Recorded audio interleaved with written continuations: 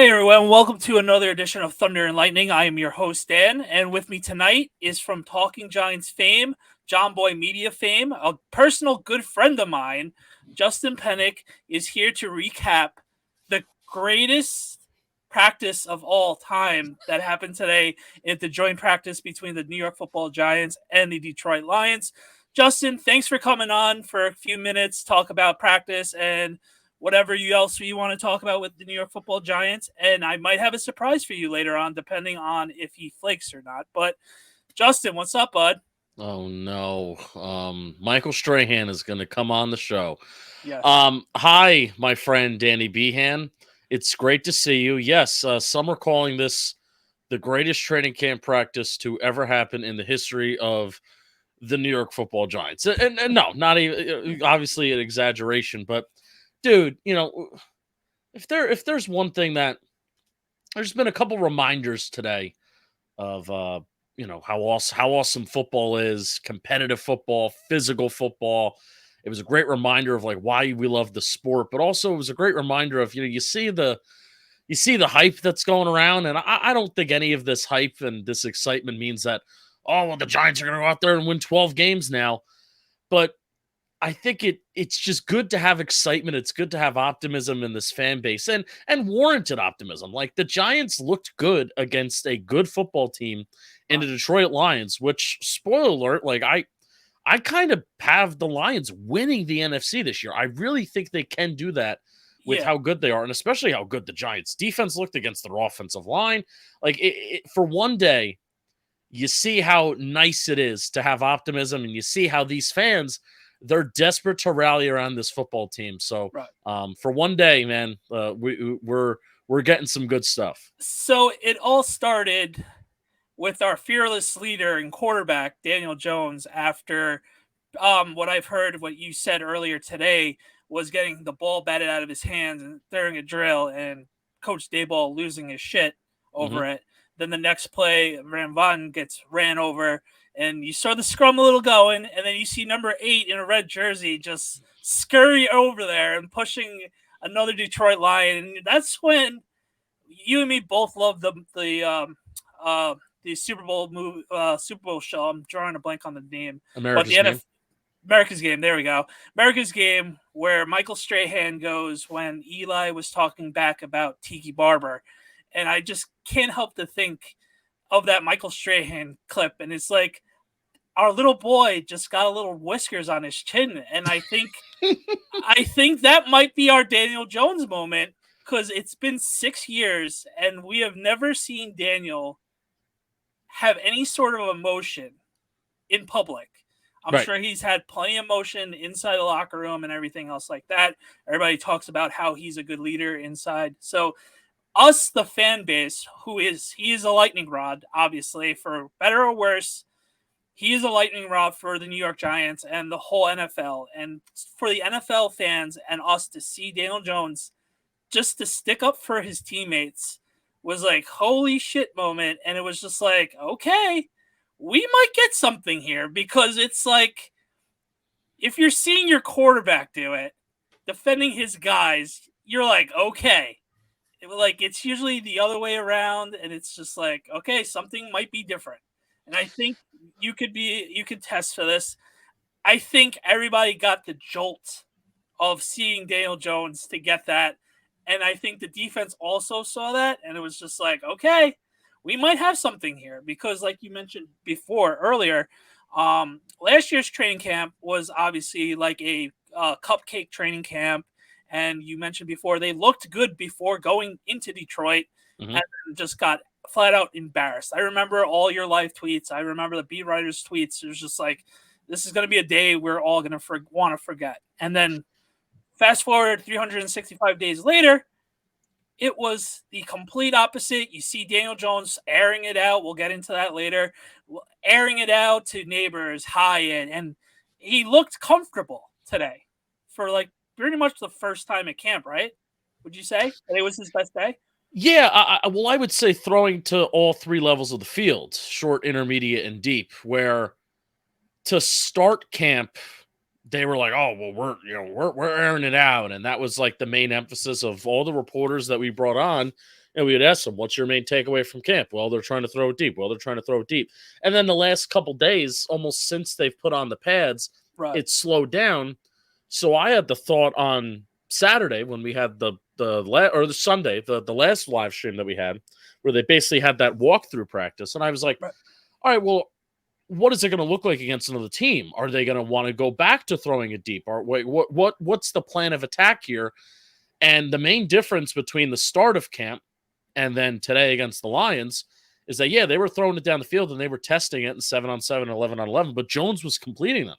And Jones looked good. And, Jones was putting a combination of putting nice touch on the ball, but then also driving the ball when he needs to, too. Like the Malik Neighbors highlight play where he made that, on the sideline, they ruled it incomplete, but then all the camera angles have shown after that Neighbors did get 2 feet down and he had to kind of turn. He turned his body. Jones put it in a spot where the defender couldn't get it, and he put it in the spot where Malik Neighbors could get it. So it was really, really fun. And, you mentioned how, I think the defense maybe fed off of what Jones did.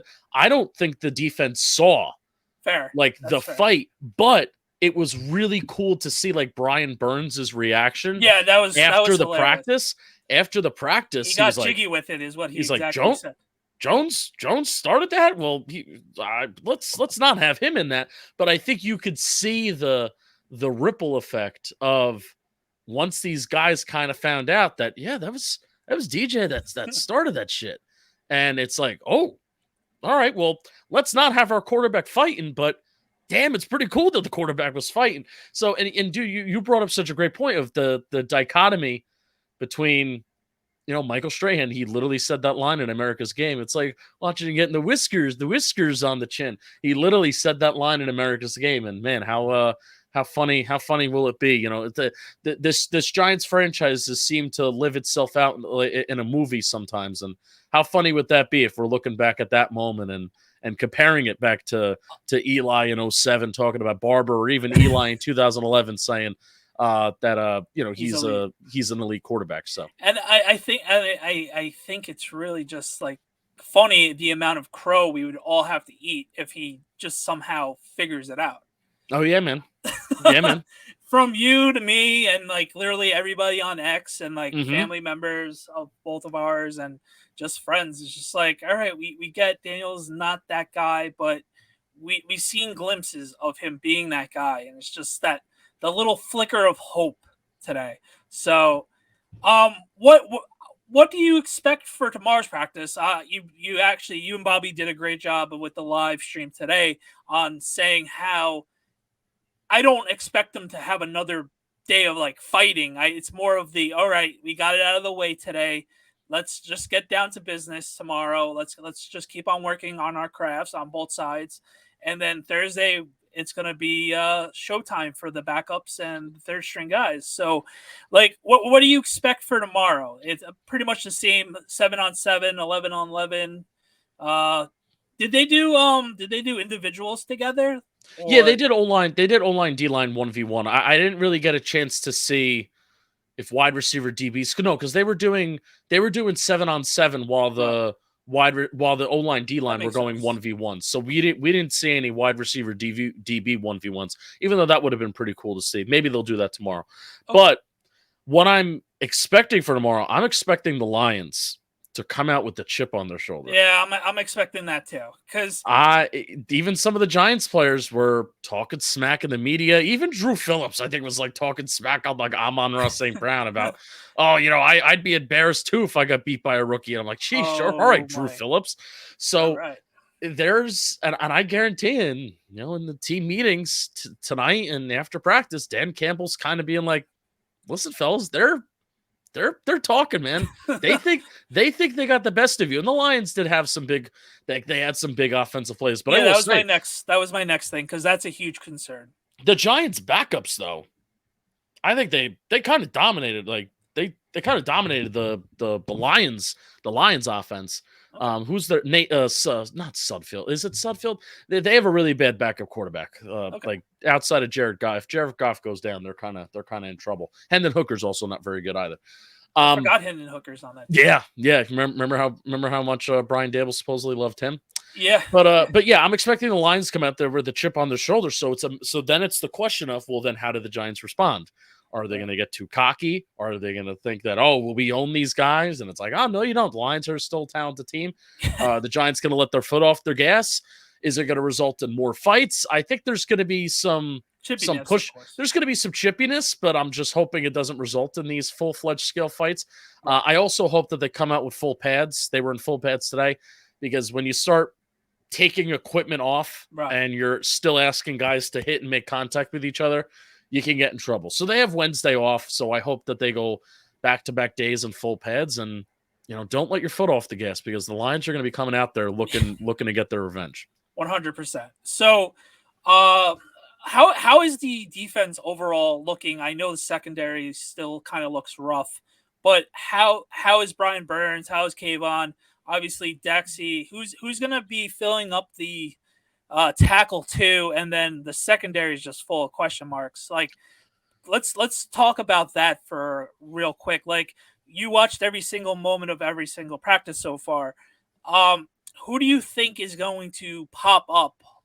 Obviously, we still have the games to play, but as of right now with practice, between tackle 2 and then the second corner on the boundary side, and then the safety position, like what's going through your head right now of like, all right, I kind of predict this is going to happen. I think Nick McCloud is making a name for himself to at least get that shot to start week 1, unless there's someone out there that the Giants are willing to spend a little money on to get, or a waiver wire pickup, which they've been really good at. Right. Where do you see the Giants going at CB2 and then again at the second tackle spot? Yeah, I'll start in the secondary, and Drew Phillips has seemingly taken the nickel corner job. Okay, that's good to hear. After the first week, where they have like the grace period for the rookies and the veterans. Now the thing with the grace period with some of the other guys is that Theo Johnson and Tyler Nubin started off camp on PUP, so they're kind of working their way back.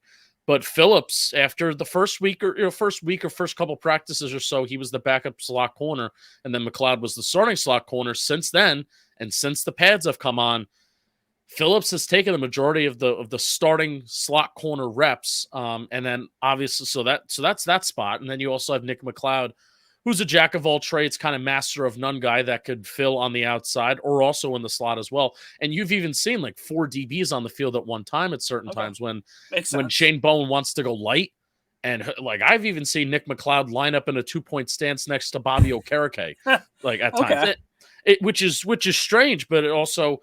McLeod's a solid run defender, so if a team wants to run on 3rd and long, then maybe it's not such a bad thing.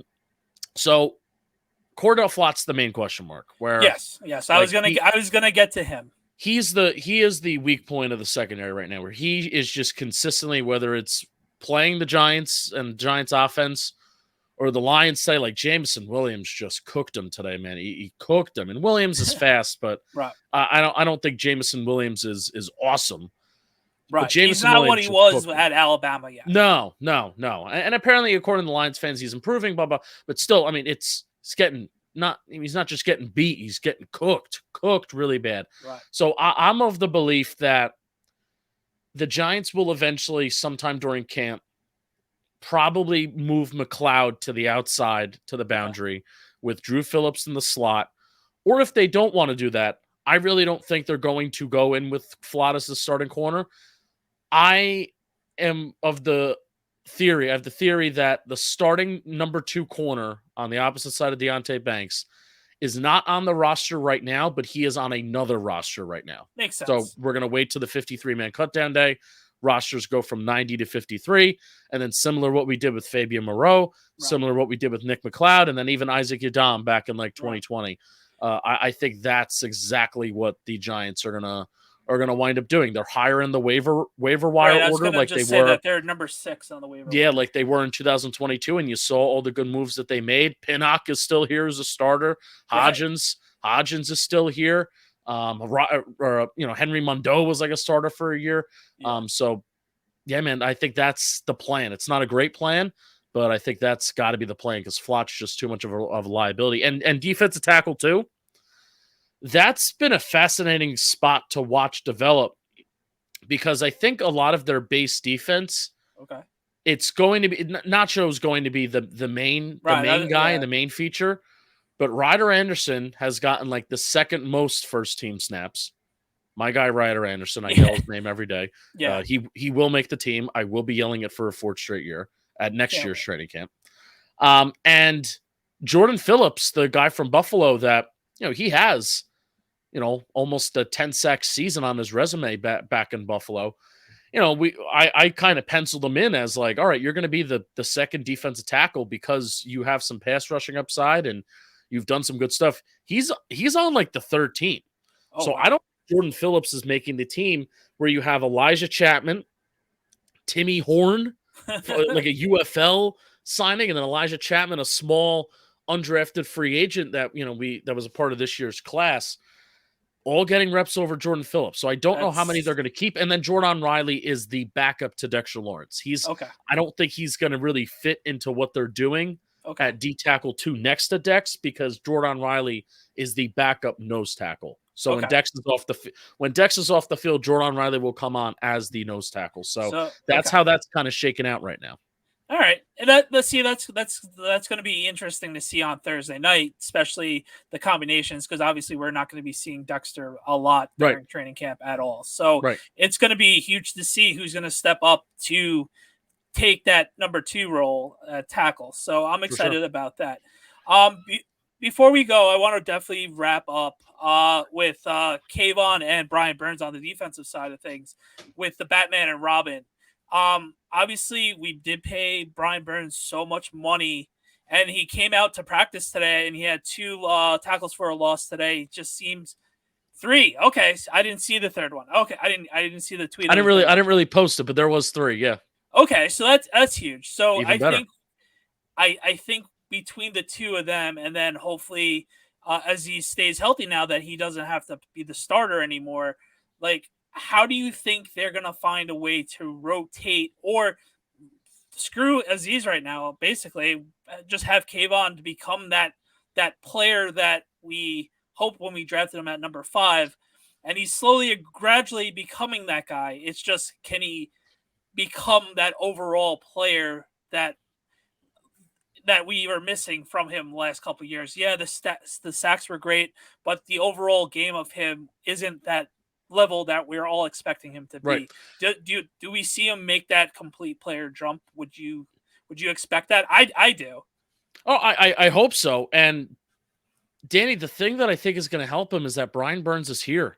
Right. And if Brian Burns is here and he's pushing Kayvon Thibodeau like I know he is right now, right. But also more importantly, it's not just, oh, look, Brian Burns is getting paid $30 million a year and he has a good resume. Mm-hmm. Brian Burns has come in and he's looked really good. Yeah. And it's really helpful that he's looked good against the Lions today, where they have the best tackle duo in the National Football League. So that's huge. And also Burns has really challenged Andrew Thomas.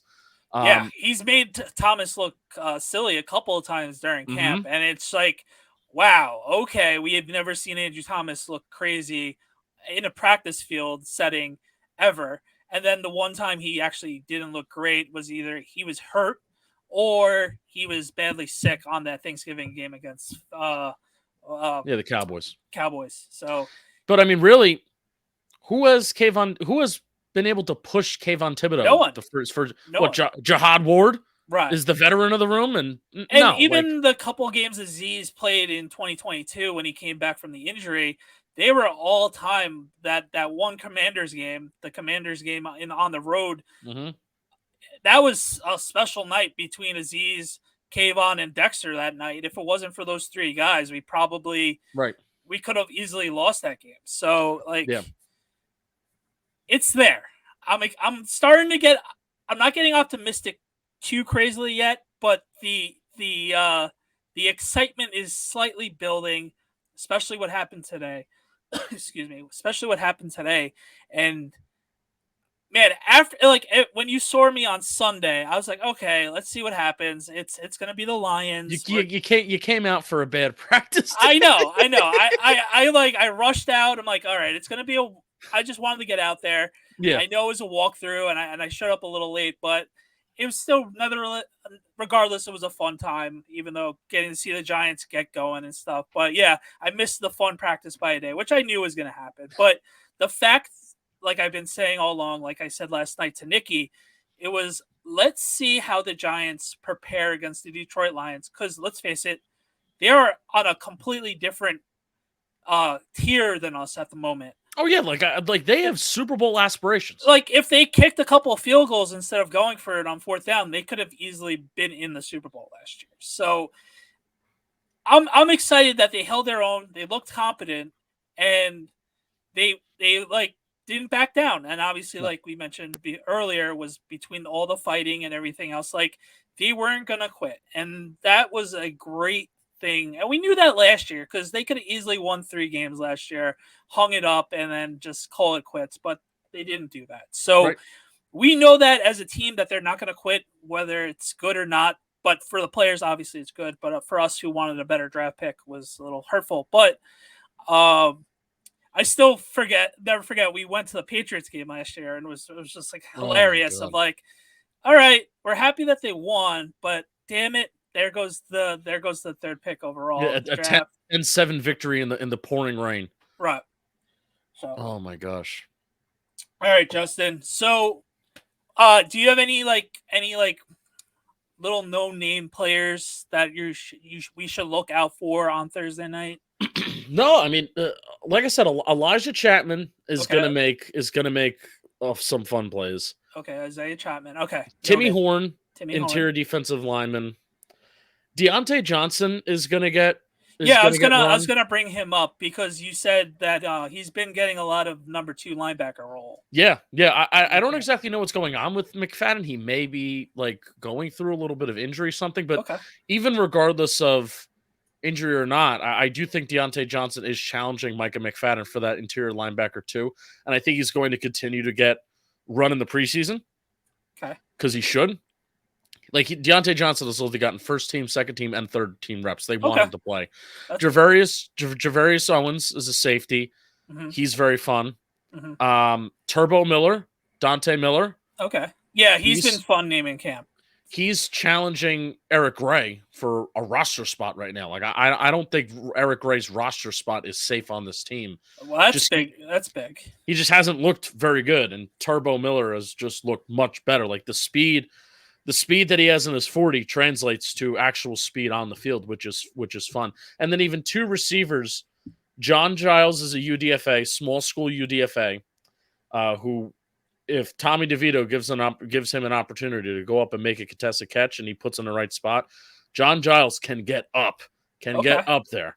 Even Dennis Houston is probably the player, along with Wan'Dale Robinson, that has the most catches in camp. Like Dennis Houston is this backup 3rd team, smaller wide receiver that has just gotten open. And I know in the second half, when either Locke or DeVito's throwing him the ball, Dennis Houston is gonna have some catches. So there you go. Those are some players to keep an eye out for. Okay, I'm excited for those. I'm gonna be looking out for them as well. Justin, before I let you plug all your stuff, because I appreciate you hanging out with me for a few minutes, what has been the most interesting hot dog you've eaten during the 10 days of camp so far?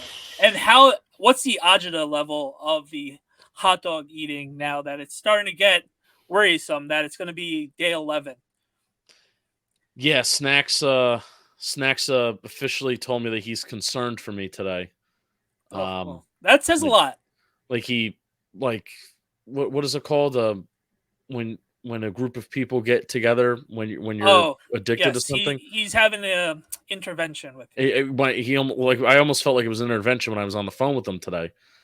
But I will say, when I discovered onions on hot dogs and how good that can be, that started like you were like the basic mustard guy, and they're like, this year now you're implementing onions and everything else like that.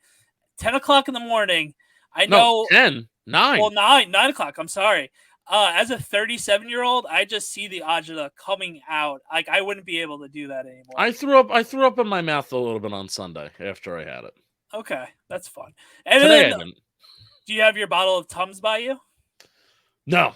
Listen. This is, this is what the Giants don't understand, the dedication that you are bringing. Right, and I was going to say, in the words of Creed, this is my sacrifice. This is what I this is what I have to do to ensure victory. I mean, my first season eating the hot dogs, the Giants made the playoffs and won a playoff game. My second year, it didn't go as great. I don't want to talk about that. So this is what I have to do to win. All right, so we're banking on the onions to help you out with that. So, yes. Okay. All right. Godspeed with that. Your agita is definitely on a whole nother level, but we appreciate the sacrifice. Justin, thank you for hanging out. So where's my surprise? Where's my surprise? He flaked out. It's okay. Typical. Who was it supposed to be? It was Snacks. I mean, I talk to him every day. That's not a surprise. I know. It's not a surprise either. I was trying to get a Bleeding Blue reunion a little bit. Reunion. See, that's what the Ernie Adams does. He brings people I together. tried. It didn't work, but it's okay. That's okay. So where can we find you? What do you and Bobby doing this week for the game? You're actually not going to be at a game. That's kind of no. I kind of hate him for it, to be honest. Yeah, I'm shocked by that because I was gonna give him my preseason tickets, thinking you were going to be at the game, and he's like, "No, we're doing a live stream." But hey, that's what happens when you have Captain Morgan as your sponsor. This Congratulations is true. by that. Thank you. Yes. So we have one more day of joint practices, so we'll be doing that stream, and then we're gonna have Dan Duggan on in the van, and we strategically waited to interview Dan Duggan because he's like the observation guy. So I'm really excited to hear what he has to say, and he also leans on Charlotte Carroll too, where it's nice. They're almost like Bobby and I, where I can watch half the field, he can watch the other half of the field, and they kind of have that dynamic. They do a great job, and I like my athletic subscription during football season because I know what I'm getting between the two of them. So yeah, for sure. So we're gonna have Duggan on, and then we're gonna live stream the Lions game, and then even on JM Football, we're gonna go to Commanders and Jets camp, and that's going to be in the morning / during the day of actually the Thursday, the Giants preseason game, and then we're even going to go up to Foxborough, and we're going to see the Eagles. We're going to see Saquon Barkley. We're going to see the Eagles and the Patriots joint practice for a day, and we'll even say hi to future former Giants quarterback Drake May. Yes, how we hardly knew you. So I can't also forget your JM Football is taking off. You're doing a show with Chris Rose. Yeah. How crazy was that? A couple years ago, I broke the news to you that Chris Rose was going to be a teammate of yours. And you're like, wow, that's a big signing. I can't believe now you're actually working with him. How's that been going? No, he's a good dude. And, they kind of did football today for a full year, Bobby and Rose. And then it was just like, all right, well, let's bring Justin in, and it's growing, and we're doing some good stuff. Rose is a really, really good dude, and he's also very, very good at what he does. Where he is so prepared. He's an ultimate pro. He does so much. Where he's on NFL Network, he has like 3 JomBoy media shows that he does. He's working all the time. He's doing Browns preseason games as well. He's going to some training camps, and the dude is everywhere, and he does everything, and he also does and he's willing to do it, and he does it with a smile on his face. So you're right, he is the pro's pro, and I very much look up to him, but also I also consider him a good friend too, and we really get along, and we're having a fun time. I remember breaking that news to you, and you're like, wow, yeah, Chris Rose. That's and I didn't even know. Yeah, no, who? I'm like, you're like, who? And I'm like, dude, Chris Rose, NFL Network. He does, it's crazy, our age difference. I remember Chris Rose's first, mainstream job. It was the Best Damn Sports Show, where he was the host of that. And it's just now that you're, my good friends are working with him, it's surreal to see that. So keep up the hard work. Justin, where can we find you? Obviously, you see it under there at Justin Penik, of course, at Talkin Giants, and then JM Football. Justin, thank you for coming on. Keep up the hard work. I can't thank you enough for coming on. Be sure to check out more TNL_NYG. hit the like and subscribe button, and we will see you. Yeah, we're gonna see you Thursday night. We're gonna recap the game as well. And thanks for coming on, Justin. Go Giants.